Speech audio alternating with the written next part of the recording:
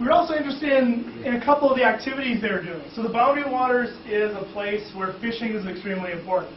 Again, coming from the state of Minnesota, fishing is very important to all the individuals that live in Minnesota. It's actually written into their state constitution. They have the right to hunt and fish. So it's something they place a lot of importance in. We asked them, did you fish on this trip and was it a priority? And we saw those numbers start to drop. From 83% to 77%, and from 47 to 35. And this matches what you'll see in other types of national trends. So you look at the other national trends for hunting and fishing, these kind of decreases in participation have definitely continued to go on. We've also asked them, what was their expectation for seeing groups? Did they see more or less than what they expected to see? And I apologize, some of that's being cut off right now, but the vast majority, about 50%, their expectations for what they saw is what they did see. They have pretty much seemed to be coming prepared for what's going to be there. And then lastly, we asked them about some conditions to evaluate. How have the resource conditions changed?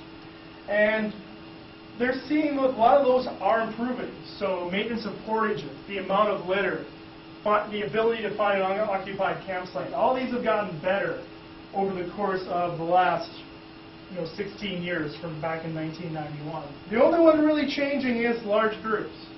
They are seeing more large groups, and they're seeing that as more of a problem as time has gone on. All right, so just to discuss that a little bit, for me, I've been really trying to figure out this generational issue. Because again, there doesn't seem to be a specific reason necessarily why this should be a gender-specific activity or a gender-specific wilderness area. So, in some of the information I've looked at, I've looked more recently comparing the two groups. It's not an educational difference. It's not a wilderness experience difference. Men and women both have similar amounts of that of the people we talk to. It's not really based on income. It's more based on, I believe, how they're exposed to the experience. So, as a child, as you can kind of see looking back at those ages, it seems like once you start going, you continue to go. So you have to have that first experience that gets you hooked on going to this wilderness place. You have to have that reason to go there. And if that hasn't occurred, getting you to come back, getting you to be a repeat visitor, never has the ability to happen. So if young women aren't taken by parents or by other role models, other women who would take them and show them how to use this area, they're never getting that opportunity, it appears to you. So you're having this whole entire lost generation of women being exposed to paddling and wilderness paddling as a use and an activity in the wilderness area.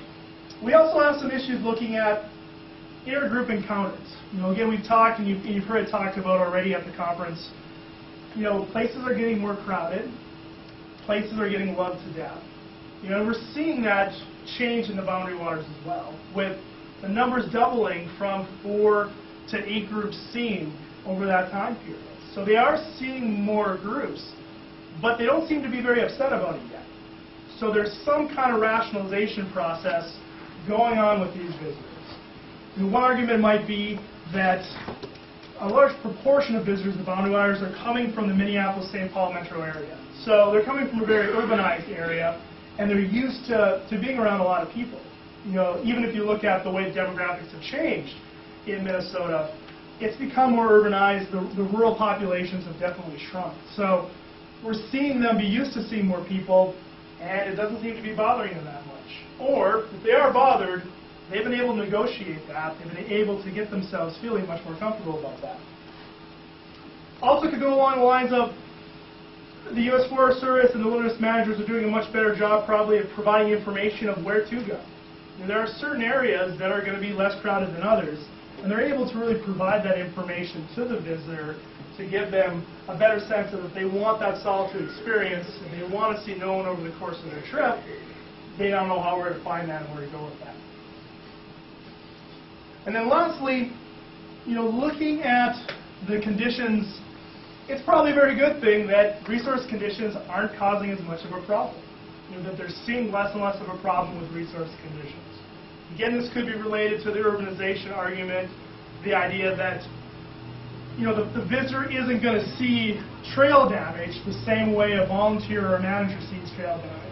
I was told once when I was starting my career, I was working with Jeff Marion, who's, if you're familiar with Jeff, is a great person for resource impacts and recreation impacts. He said, Bob, never study recreation impacts, because you will never be able to hike again without seeing erosion and going, oh, that water bar is in the wrong place, or those tree roots are being exposed, or somebody shot that tree with an axe. The visitors don't see that necessarily as much. They don't have the experience that we do. So they'll see things like litter. They'll say, yes, there wasn't a lot of litter, or yes, there was no human waste at my campsite. They'll pick up on those things. But the other resource objectives that we manage for, they're not as tuned into. Well, I think the next thing to talk about then really is, what are some other trends that we're seeing? And some of these are directly relatable, that we can actually have some functional effect on, and some of them are ones that we're finding ways just to cope with or to mitigate. They've been really challenging. So I want to walk through a couple of these here, and we'll kind of talk through what's going on. Now, climate change is always a really challenging one. And I put a couple words up here. Is climate change the precursor? Is it the driving force? Is it part of the ways that it's working within different cycles and effects?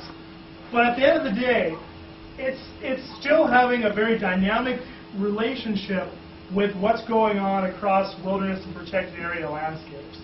And it's really having an effect on how the public relates to these places, how they're having attachments, how they're having those types of experiences. So for the first example I kind of put here, I find this one really illustrates the point well, is the idea of coral reefs. So any of you that have children or have grandchildren or have been around kids, if you go to an aquarium that every clownfish is now Nemo, right? Disney has done a great job of making every fish important. And when you think about that, that's what they've started associating with marine habitat, with marine wilderness. It's these iconic things like the clownfish and the other species that are there that are really making that what's important to them. Well, with the climate changes that we're seeing, the coral bleaching is starting to occur just because of those small temperature changes. So we're losing a lot of the coral reefs along a lot of our coastal areas, a lot of our marine wilderness areas, both in the U.S. but also internationally as well. So when you start losing those iconic pieces, you start losing the fish that are there, those people who have formed an attachment because they're divers and they've had a lot of experience with these aquatic habitats, they're having those challenges. So those aren't really there for them to understand anymore. Likewise, you can look at fire regimes. What has climate change done to fire regimes? So we're having larger catastrophic fires. We're having longer fire seasons as time goes on. And you put that back to the visitor again, it's how does that change your experience? How does that change your connection with the place? So even looking at the NWSA website, the Yukon Trail had a story on with the fires that were burning in Colorado and in the Southwest and the rest of the West, how that made him feel to see those favorite places, those favorite wilderness areas, not be the same anymore. And that's not demonizing fire. Smokey the Bear has done that for us for a long time. But it's, fire's role has changed, and getting the public to understand that, yes, it's important, but it's now affected my special place. My special place doesn't look the way it does anymore. That's something that, as managers, we still got to try to get out in front. We still got to be able to help people cope with those feelings and be able to understand what's going on. And climate change has also led to a lot of different issues with sensitive species. So you see pine bark beetle outbreaks having more life cycles than the bugs because the temperature allows them to reproduce more. I could have went for the iconic picture of the polar bear on the ice float, but you can think again of some of those species where these are making large changes, and it's changing dramatically what that landscape looks like. Technology is always a big one. And technology has kind of what you could say is it's got the good, the bad, and the ugly sometimes. I don't know if folks know what this is, but in case you need to recharge any of your electronic devices, you can now bring your own personal windmill to put on top of your tent. It's got a USB port on it. That'll charge your iPhone or your laptop or your iPad. There's another one actually where it's done through heat conduction. So you put your metal pot on the stove and it's got a cord coming out of the pot that'll also charge your iPhone. So while you're cooking your stew at base camp or after you've got your horses all tied up and you're making dinner, you can charge your iPhone. And almost any respectable adventure extreme sports person doesn't go somewhere without their personal video camera. So if you see the advancement of the GoPro on your mountain bike, on your kayak, on your downhill ski run, we've seen a lot of these things. So these are really becoming immersed in our experiences in protected areas in the wilderness. And that might come from a lot of different areas. There's this preparedness and safety argument. Do we need this to be safe? Do we need this to be able to feel comfortable in the wilderness? If you ask staff members, it's like every time a repeater goes up or they bring out their two-way radios, like, is that what was supposed to be there for? Is it helping us do our jobs? Some of those are very philosophical debates that don't have simple answers. Is there when it comes to risk management and those types of things? And it's driven our communication strategies. How are we going to do these things? Leading us to really, at the end of the day, we have a very plugged-in society. Is it getting harder to take tech out of our lives?